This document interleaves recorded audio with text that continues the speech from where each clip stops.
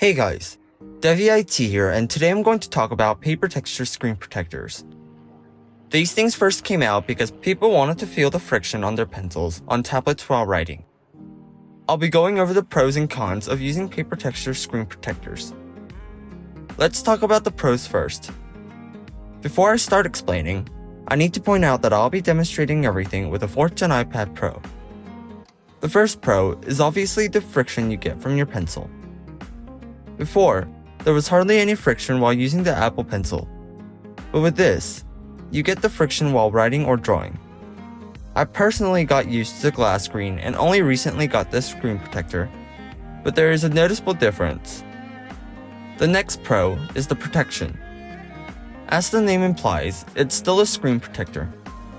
You'll be getting protection from scuffs and scratches from daily use. But I do want to point out that using a folio case also significantly decreases the chances of scratches too.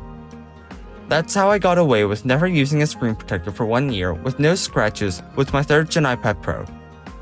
Now let's talk about the cons. The first con is the loss of screen quality and brightness. This is actually the biggest reason why I'm thinking about removing this protector. The second con is the degradation of the pencil tip. While you get the friction while writing, the pencil tip slowly degrades over time. Think about a regular pencil. Every time you use it, the lead comes off of the pencil and onto your paper. But instead of cheap pencil lead, you'll be replacing a costly pencil tip. Now, unlike the first con, this can be remedied by using these pencil tip protectors. But there are certainly people who would rather not use this. The last con is the pencil marks on the screen protector. After a long note-taking session, there's a lot of pencil marks, and I have to wipe it frequently. That concludes this video. I'm going to remove this screen protector as soon as I receive my Magic Keyboard.